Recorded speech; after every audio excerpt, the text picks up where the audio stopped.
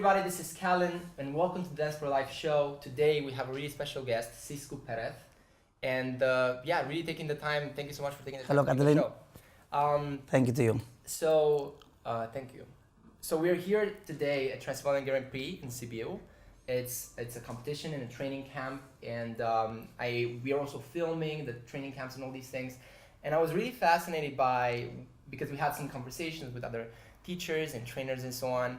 And the first thing I would like to start with, and I think this is interesting to a lot of people that are watching and listening and everything, is I would really love to start with what is your story? Like, how did you got into this? Like, how old are you now? Tell us a little bit about yourself for the people that do not know you. And how did you got to the point that you are today? That is very funny, actually, or very interesting.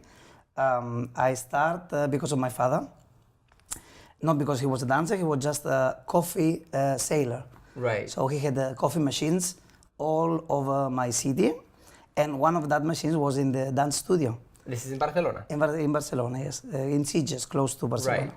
So then I just went with him on Saturday to help him with to filling up all these machines. And it was a Dancesport lesson. I remember it was a tango, actually. Right. And I was just falling and fascinated with that kind of movement. And I just asked him, I want to do that. And this was how old for you? Like, that was the start, actually. How old were you? 12, I was end of 13 years, or 14. Right. I was 14. I started with 14 age. Right. Yeah. And how did that go? So you were 14, you've seen some tango classes, you got fascinated. So then, how did you got till actually today? Then I was quite not good in the school, in the gymnastic. I was not so good in coordination, in balance. So my father said, actually, are you sure you want to do this? I said, yes, I would like to try. So he said to the director of the school, if you have the chance to make my child dance, I give you for free this machine. Interesting. And then, it was a challenge for the director. So he just, because my father didn't have the money to pay for my year of membership. So then it started like this. Then I started with the social classes, like beginners. And then in 1 year, I was so much into it. I was going to practice every day, even the first basic step I learned. And after 1 year, I made the first competition. So, right. And that was 2000, 2001? That was 1997. Wow, so that's a lot of time. Yeah, that's 20 years ago. You started dancing. I'm assuming you kind of went into competitions. And what motivated you initially, like to dance in the first place? Actually, I don't know. I felt like a little bit free. I was a child not to do many activities. I was always with my school, homeworks, and always at home. And I think it was a kind of way to socialize, go out from my daily stuff. Right. And actually, I cannot say it was planned, because till now I just do it by feelings. Because I like to do that, I have a passion on this, and I was just through. The beginning was quite, I have to say, not nice with the results and nothing. It was just by hobby. And then after the years, I was saying, okay, I want a better partner. I want a more beautiful lady. I want to lead that body. And for me, the interesting thing was the challenge of dance with someone, to interact with another body, and also to feel free in the flow. I was never nervous. That was like my home. In competition? Never. That's interesting. Never. I was very, very calm. I felt really comfortable going out to the floor and presenting to the audience whatever I was presenting. Right, that's really interesting. So let's talk about that. So a lot of people feel nervous about competition. How did you never have that? Like, it was just the way you were? Maybe because it was unconscious. It was. I just enjoy it. I did it by hobby, and I like it. I love to dance, and I didn't thought more deeper. It was by instinct, I think. So it was you were natural. Yeah, exactly. Into it. Natural, and then also that when I felt into the flow, I feel a bit like importancy. Interesting. And people are watching and all these things. I have to say it was very comfortable to me. Right. I have to say, maybe in the special championships, which was the national or maybe some European or some world. But also I was not, let's say, in amateur, I didn't had good top results. So that's why maybe I was not so, in the national, yes, but internationally not so good. Maybe that's why I was not with the pressure, yeah? That's interesting. And how did you, so you got into dancing, you start competing, you realize that you're not nervous, which is, I never actually saw that before, because everybody's really nervous. But so how your career went, and what was the moment that you decided you want to start teaching, like full time? Well, actually, I started in 1997, and in 1999, because my parents couldn't afford the lessons and everything, I started to do like a babysitter. Also, I started to teach a little bit social. So immediately after my starting, I was starting to teach. So it was like parallel, not of course competitors. You were also dancing or teaching? Yeah, it was all at the same time. So I opened my club in my city, which is where the city I have the club in Villanova, next to Barcelona. I did it just 2 years later. So 1999, I opened the club just to have the possibility to practice also and to teach to earn a bit of money. And you still have the club today? Yeah, I have a bigger one, but still in the same city. Yeah, 20 years later. That's really interesting to me, because talking to all these amazing people that are teachers, dancers, parents, people are interested in all these things, physicians, nutritionists, they all have, so I feel from what I've talked to people that there's two kind of categories of people. The people that are really good at what they do, but they do not know how to teach it, and the people that are maybe not the best at what they do, but they really understand how to teach it and help the person. Like, how do you see your teaching? Like, how do you approach that? Why do you do it? Actually, when I was in the school, I was always knowing that I'm going to be teacher. I was starting my studies in history, so I thought I'm going to teach in the high school or primary school or whatever. And then through the dancing and also through the starting to teach, I felt the passion to help people to develop their talent. And that was the most, it's how to say, make me more interesting about my dance career. Because always I was very lazy to practice. I was very lazy to do exercise, or I was never disciplined, I have to say. So I was just learning, but always I think with the mind that I'm gonna teach later. So that motivated you to learn better. So better than dancer, I was more passionate to teach than to dance or perform.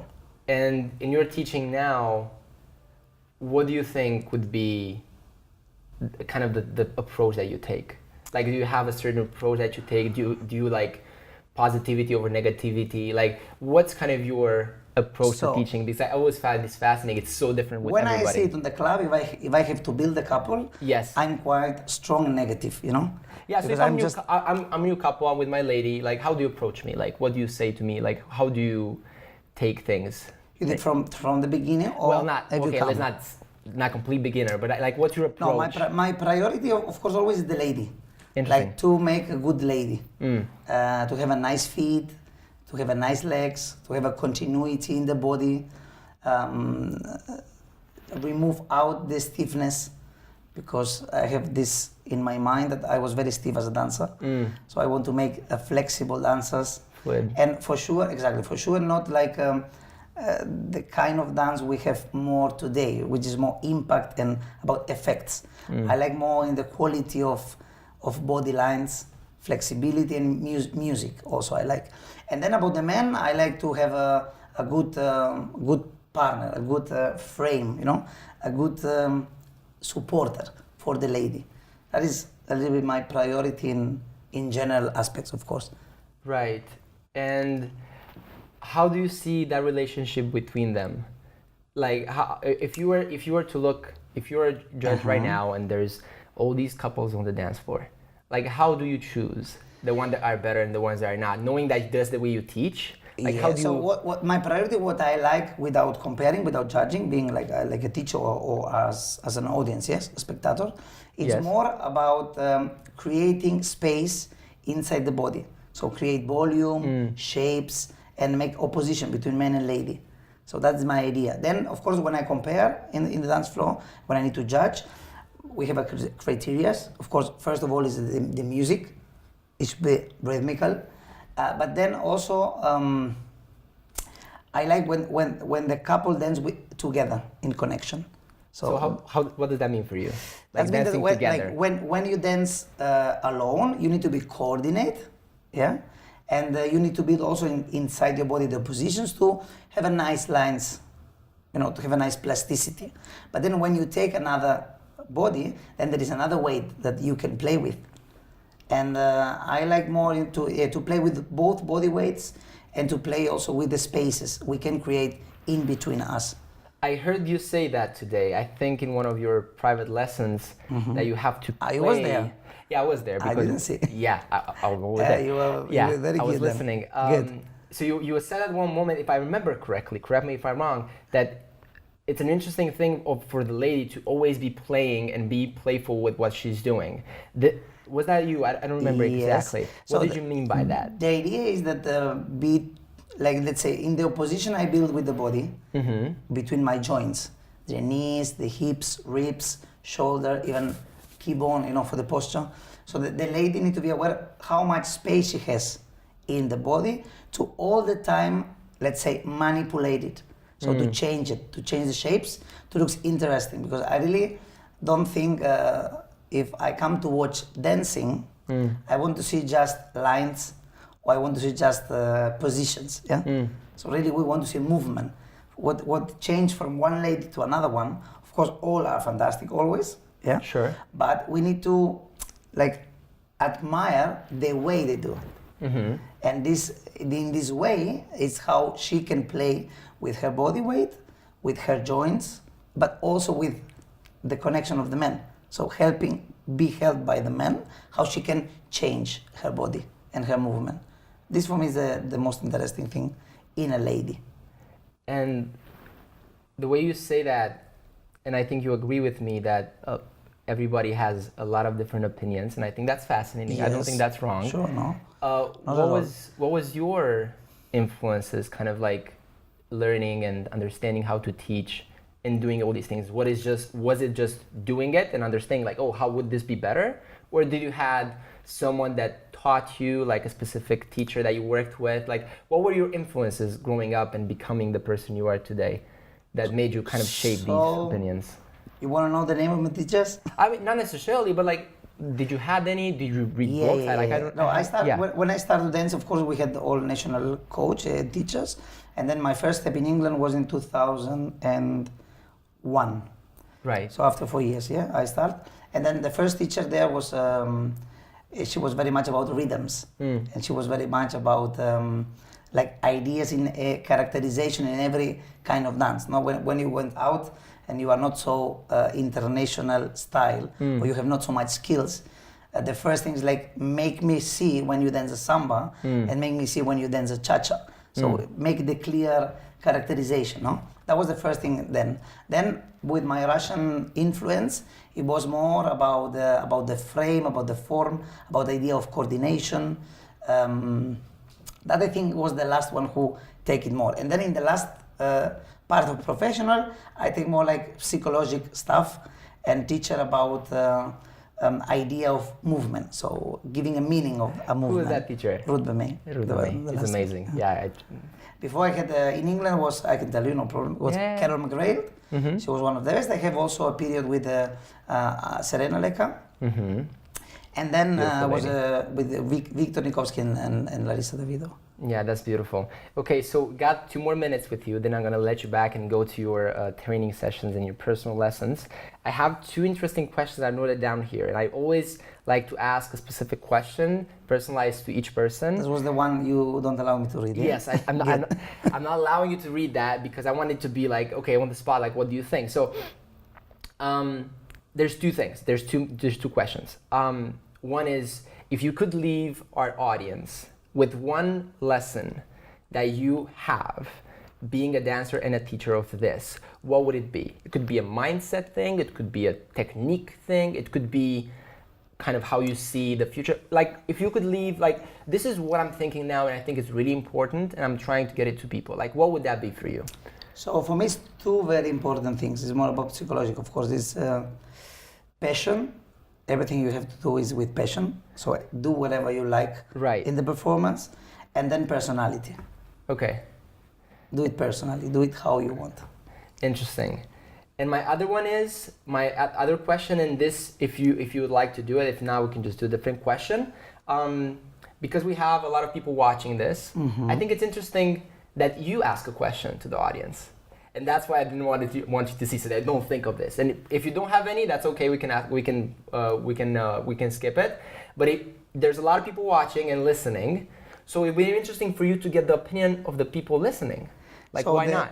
So the question would be for the audience, because I'm quite always thinking. Normally we are seeing the competitions and the dance sport from the eyes of coaches, Right. dancers or judges. But what is the most they like from the performance of our sport? Interesting. So what is it from the performance of the sport that they mostly enjoy? What they like, exactly. Okay, guys and girls, you need to answer that. Thank you so much for your time. Thank you, Catalin. That was an amazing, a pleasure. That was an amazing interview. Okay, guys, thank you so much for listening. I know this was a short interview, but that's kind of the time we have here. But I think this was amazing, and we're going to continue with a lot of more interviews with amazing teachers and trainers from the camp. Till then, thank you so much for watching, and seeing you in the next one.